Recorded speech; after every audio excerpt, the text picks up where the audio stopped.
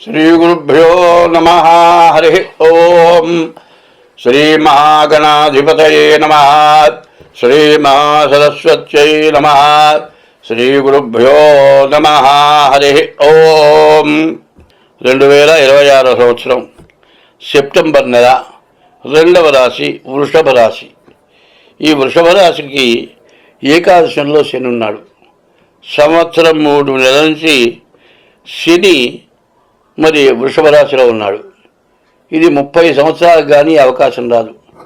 శని ఏకాదశంలో ఉన్నాడంటే మీ జీవితంలో తీరని కోరికలు ఏమన్నా ఉంటే అవి ఖచ్చితంగా తీరుతాయి. మరి మీకు చాలా మంచి టైము.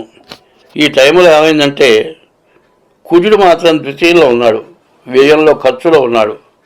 యాక్సిడెంట్లు దెబ్బలు తగలడానికి బాగా అవకాశం ఉంది.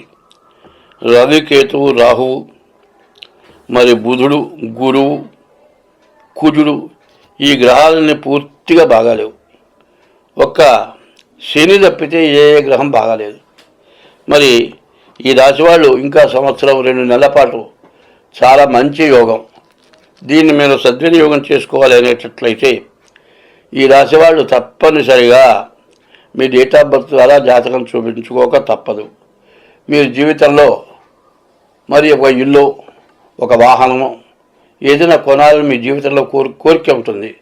అంతకుముందు మీ దగ్గర ఉన్న డబ్బులు కూడా ఖర్చు అయిపోయి ఉన్న డబ్బులు కూడా దండంగా అయిపోయి మీరు ఆస్తి కొనలేకపోతారు. కానీ ఇప్పుడు మాత్రం కొనడానికి అవకాశం వస్తుంది. కానీ మీ దగ్గర డబ్బులు ఉండవు. డబ్బులు లేకుండా అప్పు చేస్తే తీర్చగలవా లేదా భయం. ఇటువంటి భయంతో మరి ఇబ్బంది పడేదానికంటే ఖచ్చితంగా మీరు అప్పు చేసి ఆస్తి కొన్నా కూడా మీకు ఇబ్బంది అంటూ ఖచ్చితంగా జరగదు. బాకీ తీరుస్తారు. అయితే ఈ టైం ఎట్లాంటిదంటే కష్టపడి ప్రతి రూపాయి పోగేసి బాకీ తీర్చాలి. ఈ బాకీలు తీర్చలేమేమో, మనకి కొన్న ఆస్తి నిలవదేమో, తెగనమ్మాల్సి వస్తుందేమో అన్నంత భయంకరమైన ఇబ్బందులు వస్తాయి. ఎన్ని ఇబ్బందులు వచ్చినా మీరు కొన్న ఆస్తి నిలబడుతుంది. అదే కాదు, మీరు కొన్న రేటు మీద తెల్లవారేపటికి 10 రెట్లు విలువ పెరుగుతుంది. కొంతమంది అంటారు, ఏవయా ఇంత ఇబ్బంది పడే బదులు బాగా పెరిగింది కదా రేటు, అమ్మేసుకో డబ్బులు మిగులుతాయి. కానీ అమ్మేసుకుంటే డబ్బులు మిగులుతాయి కానీ మళ్ళీ ఆస్తి వస్తుందా? రాదు. ఇవాళ 10 రెట్లు పెరిగింది, వచ్చే సంవత్సరానికి 50 రెట్లు పెరగచ్చు. కాబట్టి మీకు మంచి సమయం. ఏకాదశిలో శని ఉన్నప్పుడు ఆ వచ్చిన ఆదాయం, వచ్చిన ఆస్తి, పెరిగిన విలువ ఇక జీవితంలో పోదు. ఆఖరికి కష్టం వచ్చిన రోజున అమ్ముకున్నా కూడా కూర్చొని తినేటువంటి మంచి సమయం ఇది. అటువంటి ఆస్తి ఇప్పుడు మీకు చేకూరే యోగం ఉంది. దీన్ని కరెక్ట్గా మీకు జరగాలి అనేటట్టయితే ముందు 25 వంతులే గోచారం, మిగతా 75 వంతులు కూడా మీకు కలిసి వచ్చిందా లేదా మీరు చూసుకోవాల్సిన అవసరం చాలా ఉంది. అట్లా చూసుకోవాలంటే మీ డేట్ ఆఫ్ బర్త్ ఉంటే డేట్ ఆఫ్ బర్త్ ద్వారా కానీ హస్త సాముద్రిక ద్వారా కానీ ఈ వృషభ రాశి వాళ్ళు జాతకం చూపించుకొని మరి మీరు మంచిని ఉపయోగించాలని అనుకుంటే, మరి జన్మలగ్న రీత్యా ఏదైనా దోషాలుంటే దాన్ని పోగొట్టుకుంటే మీరు జీవితంలో మంచి విపరీతమైన లాభం 30 సంవత్సరాల లోపల ఇంతటి లాభం మీకు వచ్చిండదు.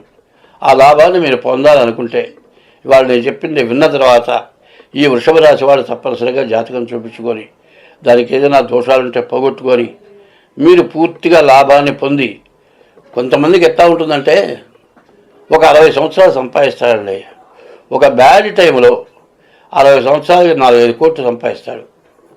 వాడి పరిస్థితి ఉంటుంది, కూర్చొని తిన్నా జరిగిపోతుంది అనుకుంటాడు. కానీ అటువంటి వాడికి ఏదో రకమైన సమస్య వచ్చేసి మొత్తం పోయి కేర్ ఆఫ్ ప్లాట్ఫారం అవుతుంది. ఎందుకు అవుతుంది? జాతకం బాగుండకపోతే అవుతుంది. కాబట్టి బాగా వచ్చినవాడు కానీ బాగా లేనివాడు కానీ ఎప్పటికప్పుడు జాతకం చూపించుకోవడం వల్ల వచ్చిన నష్టం లేదు. చాలామంది ఇల్లు కడతారు. ఇల్లు కడితే కింద పునాది తీస్తారు. పునాది తీసిన తర్వాత గట్టిగా బీవేస్తారు. ఇన్ని వేసినా కూడా పందికొక్కులు ఏం చేస్తాయంటే పెద్ద పెద్ద కన్నాలు పెడతాయి. పునాది వెంబడితే కదా బాగా పెద్ద కందకాల్లాగా దూవుతాయి. దాంట్లో నీళ్లు పోయి పునాది కూడా దెబ్బతింటుంది, ఇల్లు కూడా దెబ్బతింటుంది. మరి అప్పుడు ఆ పందికొక్కులు దెబ్బిన పునాదిని పూడ్చుకోవాల్సిన అవసరం ఉంటుందా లేదా? అది పూడ్చుకోకపోతే 3 అంతస్తుల మేడైనా కూడా దెబ్బతింటుంది. అట్లాగే మీకు బాగున్న టైం ఎట్లా ఉంటుందంటే ఫౌండేషన్కి 2 అంతస్తుల మేడకి ఫౌండేషను పందికొక్కులు తొలివి మరి ఏ రాగి చెట్టో మొలిచి ఇల్లు పడిపోయే పరిస్థితి వస్తుంది. అట్లా కాకుండా ఇప్పుడు ఈ టైము బాగున్నది కాబట్టి ఈ రాశివాళ్ళు తప్పనిసరిగా జాతకం చూపించుకొని డేట్ ఆఫ్ బర్త్ లేకపోతే హస్త సాముద్రిక ద్వారా అయినా సరే మీ జాతకం చూపించుకొని మీరు 100కి 100 లాభాన్ని పొందాలని కోరికతో నేను ఇంత వివరంగా చెబుతున్నాను. ఈ వృషభ రాశి ఈశ్వరుడికి సంబంధించిన రాశి. ఈశ్వరుడి కంటే గొప్పవాడు ఎద్దు, వృషభం. ఈ వృషభం ఏమిటి? ఆవు, వృషభం వీళ్ళు కూడా దేవతా స్వరూపాలు. గోవు మహాలక్ష్మి. వృషభం ఈశ్వరుడు తర్వాత స్థానంలో ఎట్లా అంటే పార్లమెంటు మెంబర్లలో ఒకళ్ళు రాష్ట్రపతి అవుతారు, ఒకళ్ళు ప్రధానమంత్రి అవుతారు, ఒకళ్ళు మామూలు మంత్రులు అవుతారు. ఏ పదవి చేసినా పార్లమెంటు మెంబర్షిప్ కావాలి. అట్లాగే ఏకాదశి రుద్రుల్లో 2వవాడు మరి నందీశ్వరుడు. తర్వాత స్థానం నందీశ్వరుడిది. ఇంత స్థానం ఎందుకు వచ్చిందంటే రైతు వ్యవసాయం చేస్తాడు. వ్యవసాయం చేస్తే పండగ వచ్చిందంటే ఆ ఎద్దుల కొమ్ములకి రంగులు వేస్తాడు, వాటి మెడలో గజ్జెలు పట్టి కడతాడు, దానికి మంచి మంచి గుడ్డలు దాని మీద వేస్తారు. దాన్ని బండికి కట్టడం లేకపోతే నాగలు పెట్టి దున్నడానికి వచ్చేస్తే అది నడిచిన కొద్దీ గజ్జెలు గల్లు గల్లు అని శబ్దం వస్తాయి. అది ఎంతో ఆనందంగా పొలం దున్నుతుంది. ఆహారం పెడతారు ఎద్దుకి. ఉలవలు ఉడకబెట్టి పెడతారు, దాన అంటారు.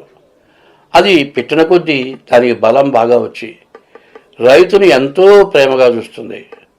నాకు తెలిసి మా తాతగారి టైంలో ఒక కోడెదూడ, దాన్ని పట్టలేకపోతున్నారు, దాన్ని అమ్మేశాడు. అమ్మేస్తే కొనుక్కున్న వాళ్ళు తీసుకెళ్ళబోతుంటే తప్పించుకొని మా తాతయ్య ఒళ్ళో తలకాయ పెట్టి కళ్ళమన్నీళ్ళుగా చేస్తుంది. అది అమ్మా తప్పదమ్మా, నీకు ఇక్కడ పని లేదు, నిన్ను కూర్చోబెట్టి పోషించలేను, కాబట్టి నీకు మంచి ఆహారం పెడతాడు, తగిన ఆహారం పెట్టే శక్తి కూడా నా దగ్గర లేదు, వెళ్ళమ్మా అని బతిమలాడి పంపిస్తే ఆ ఎద్దు బయటకు వెళ్ళింది.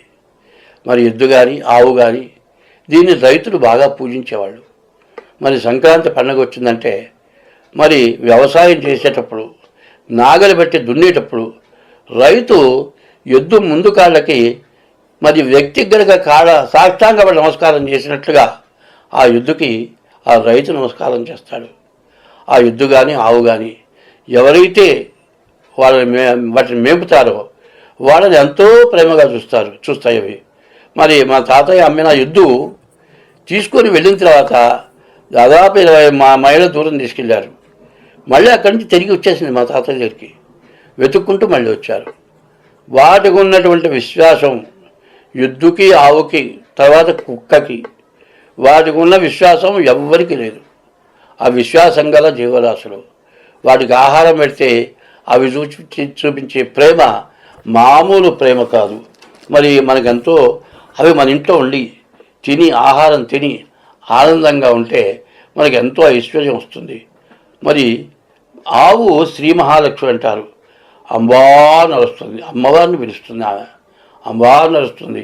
ఏ ఇంట్లో కడుపు నిండా ఆవు కానీ ఎద్దు తిని ఆహారం తిని అంబా నడిచిందంటే ఆ ఇల్లు లక్ష్మి కళకళలాడుతుంది. కాబట్టి ఇప్పుడు మన పరిస్థితి చూస్తే ఇవాళ ఎద్దుల్ని ఆవుల్ని మేపేవాళ్ళు లేరు, కబేళాగా తోడుతున్నారు. మరి రైతులు మరి ఈ ట్రాక్టర్లతో వ్యవసాయం చేస్తున్నారు. మరి ఆవులు ఎద్దులు దున్ని పండించిన పంట మామూలు పంట కాదు. వాటికి పెట్టిన ఆహారం పుణ్యం. ఎప్పుడు కూడా పుణ్యమైన పనులు చేస్తే మనకు ఎప్పుడు కలిసి వస్తుంది. అటువంటి రాశి వృషభ రాశి. ఈ వృషభ రాశి పరిస్థితి చూసుకోవాలంటే ఎంతో జాగ్రత్త పడండి. డేట్ ఆఫ్ బర్త్ ద్వారా మీ జాతకం చూపించుకోండి. లేని ఇబ్బందులు, ఎందుకంటే 11 వంతులు అంటే 12 రాశులు. 11 రాశుల్లో బాగున్నా ఒక్క రాశిలో ఏ గ్రహం బాగుండకపోయినా విపరీతమైన నష్టం రావడానికి వీలవుతుంది. కాబట్టి జాగ్రత్త పడండి. స్వస్తి.